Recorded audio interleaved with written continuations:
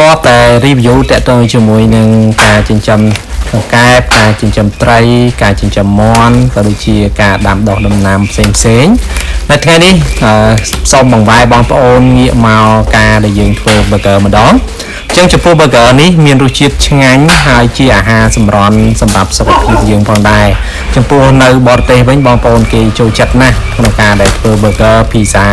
អញ្ចឹងចំពោះ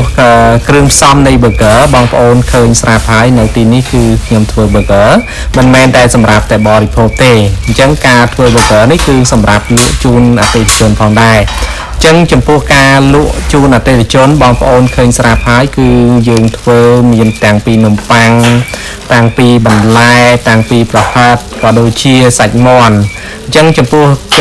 គ្រឿងផ្សំ burger សាច់មាន់វិញគឺយើងមានលាយជាប្រហិតផងដែរអញ្ចឹងចំពោះគ្រឿងផ្សំសាច់មាន់វិញគឺយើងយកសាច់មាន់យកទ្រូមាន់ឬក៏ភ្លៅមាន់បាទសាច់សុទ្ធនៃមាន់ហ្នឹងគឺយើងយកមកហើយយើងយកប្រឡាក់ជាមួយនឹងគ្រឿងបាទហើយបន្ទាប់មកយើងកិនច្បល់វាឲ្យសព្វបាទឲ្យវាសាច់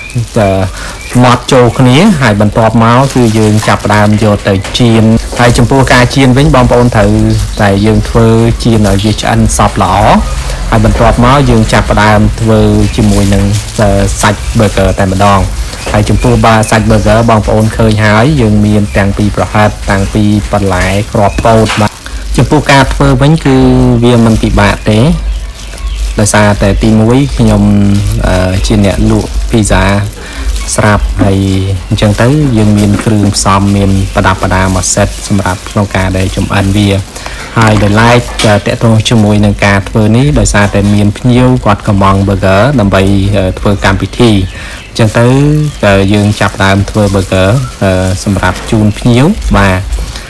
អញ្ចឹង burger គឺយើងមានប្រហិតហើយមានឈីសមានបន្លែបាទមានសាច់មាន់បាទសាច់មាន់ដែលយើងចៀនហើយហ្នឹងយើងយកមកដាក់ហើយយើងឈូសឈីសបងប្អូនខ្លះណាគាត់អាចនឹងប្រើជីឈីសបន្ទះបានបាទបើសិនជាបងប្អូនពិបាកក្នុងការរកជីសដុំនេះបងប្អូនអាចប្រើជីឈីសបន្ទះអញ្ចឹងយើងចាប់ផ្ដើមឈូសឈីសហើយយើងយក burger ហ្នឹងគឺយើងយកទៅដុតវាបាទដុតចំអិនវាឲ្យវារលាយទៅជាសាច់តែមួយហើយបន្ទាប់មកគឺយើងរៀបចំដាក់បន្លែពីលើហើយអ្វីដែលសំខាន់នោះគឺ burger គឺត្រូវមាននំប៉័ងជាចាំបាច់នំប៉័ងមូលនេះបាទហើយយើងយកមកក្នុងការដែលយើងពុះវាចេញជាពីរបាទអញ្ចឹងនៅពេលដែលយើងដុតសពល្អជាសាច់តែមួយហើយគឺយើងអាចចាប់ផ្ដើមរៀបចំជាបន្លែបាទយើងមានបន្លែសាឡាត់យើងមានពេញប៉ោះយើងមានត្រសក់អញ្ចឹងទៅអាស្រ័យទៅលើបងប្អូនចំណង់ចំណូលចិត្តហើយបន្ទាប់មកគឺយើងស្រោចទឹកសុសឬក៏ម៉ាយ៉ូណេសនឹងបន្ថែមពីលើបាទដើម្បីឲ្យកាន់តែមានរសជាតិឆ្ងាញ់ពិសាប្រសិនបើបងប្អូនមានតម្រូវការក្នុងការដែលបងប្អូនចង់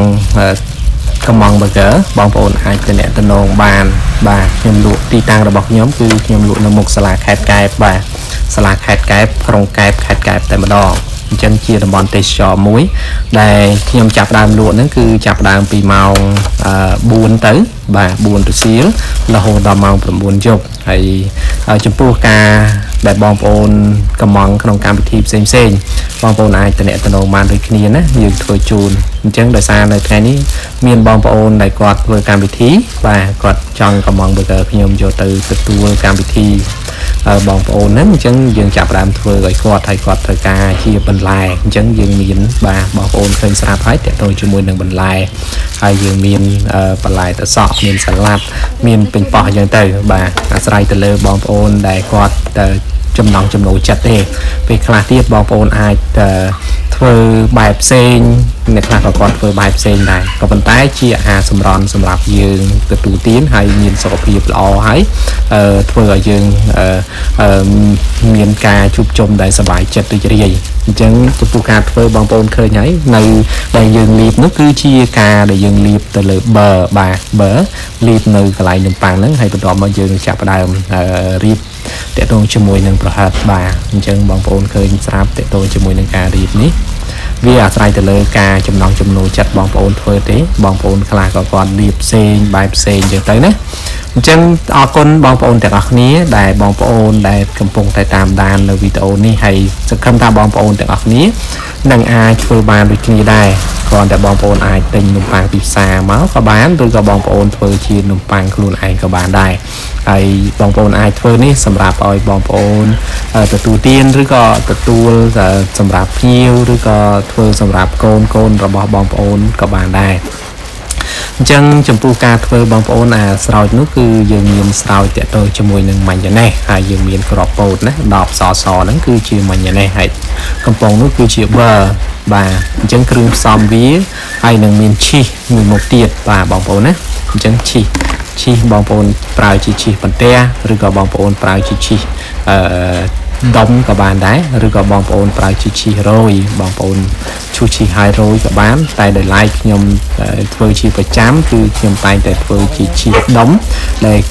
យកមកហើយខ្ញុំចាប់ដើមឈូសវាតែម្ដងអញ្ចឹងយើងធ្វើថ្មីជារៀងរាល់ថ្ងៃសម្រាប់បងប្អូនដែលកំងបានយើងធ្វើបើសិនជាបងប្អូនអត់កំងទេយើងអត់ធ្វើដាក់តាំងទេណាបងប្អូនណាអញ្ចឹងគ្រាន់តែយើងបងប្អូនដែលមើលមីនុយហ្នឹងគឺយើងមានហើយស្រាប់ទាក់ទងជាមួយនឹងការធ្វើburgerហ្នឹងណាអញ្ចឹងយើងអាចចាប់ផ្ដើមចម្អិនវាបដាបាទអញ្ចឹងយើងចាប់ផ្ដើមដុតវាហើយបាទបងប្អូនណាដុតវាបដាហើយ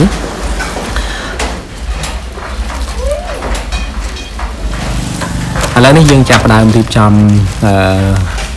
ដុតវាឆ្អិនហើយយើងយកមកដាក់នៅក្នុងប្រអប់ហើយយើងចាប់ផ្ដើមរៀបជាបន្លែអញ្ចឹងចំពោះបន្លែបងប្អូនវាអាស្រ័យទៅលើបងប្អូនចំណង់ចំណូលចិត្តទេបើសិនជាបងប្អូនត្រូវការដាក់បន្លែផ្សេងក៏បានដែរតែដោយឡែកខ្ញុំដាក់ជាត្រសក់ដាក់ជាសាឡាត់បាទសាឡាត់ស្រួយហើយនឹងពេញប៉ោះបាទអញ្ចឹងដាក់ជូនដោយសារតែភ្ញៀវគាត់កំងជាប្រភេទហ្នឹងអញ្ចឹងវាអត់ពិបាកក្នុងការដែលធ្វើទេបាទងាយទេបងប្អូនវិធីនេះងាយបាទសម្រាប់បងប្អូនទុកគ្រាន់ធ្វើឲ្យកូនរបស់បងប្អូនពេលព្រលឹមឡើងចេញទៅសាលាបាទបងប្អូនអាចសាកល្បងធ្វើទៅបាទងាយសម្រាប់គ្រួសារសម្រាប់បងប្អូនឬក៏បងប្អូនធ្វើសម្រាប់លក់ក៏បានដែរបាទហើយចំពោះតម្លៃវិញគឺតម្លៃទូថ្លៃសមរម្យអាចទទួលយកបានណាបងប្អូនណាបាទ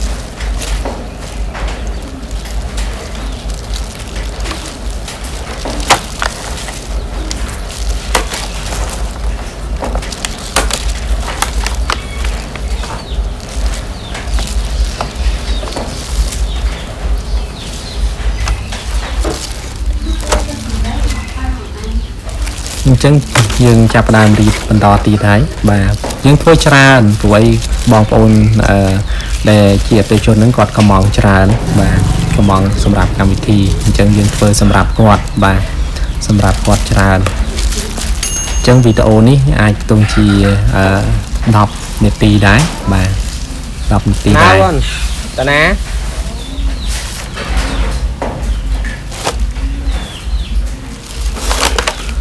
មុននឹងចាប់ផ្ដើមយកទៅឲ្យអតិថិជនគឺយើងចាប់ផ្ដើម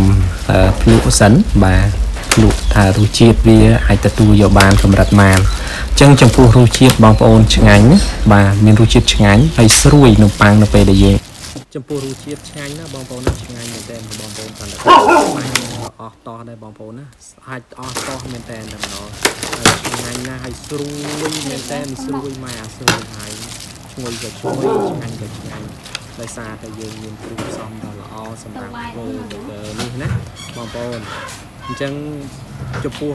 មនុស្សតែម្នាក់គឺអាចបរិភោគបានមួយឆ្អែតហើយបើសិនជាក្មេងៗមកគាត់អាចនឹងហូបទៅខោទៀតតែចំពោះពេញវ័យបងប្អូនហូបគឺឆ្អែតល្មមតែម្ដងបាទគឺឆ្អែតហ្មងណាហើយឆ្ងាញ់ណាបងប្អូនឆ្ងាញ់មែនតើគាត់តែមើលគាត់តែលក់នេះក៏អត់តដែរហើយមើលក៏ចង់ហូបដែរអញ្ចឹងគ្មានអ្វីដែលយើងមិនអាចធ្វើបានទេបាទបងប្អូនក៏អាចធ្វើបានក៏អាចធ្វើបានដូចគ្នាដែរអញ្ចឹងគាត់តែថាការធ្វើមានលក្ខណៈផ្សេងគ្នាអញ្ចឹងមានថាយើងធ្វើសាកល្បងក្នុងការធ្វើសម្រាប់កូនហើយក៏សម្រាប់ក្រុមគ្រួសារបងប្អូនមានសម្រាប់បងប្អូនហើយចំពោះឥឡូវនេះគឺយើងបរិភោគហើយគឺយើងចាប់ផ្ដើមរៀបចំជូនទៅយើងហើយចឹង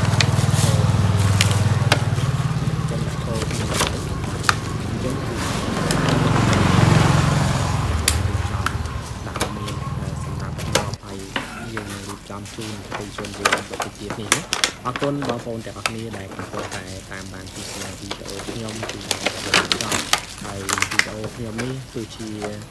វាមិនល្អឬក៏ល្អក្តីសូមបងប្អូនតាមទៅអភ័យទោសព្រោះអីខ្ញុំខុសខតនេះគ្រាន់តែចង់បង្ហាញ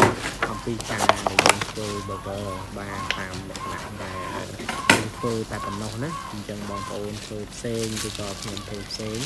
វាមិនសំខាន់ទេគឺសំខាន់ទី1ឲ្យយើងបរិភោគផ្អែមហើយមានរសជាតិឆ្ងាញ់ហើយទទួលយកគុណភាពមកបានណា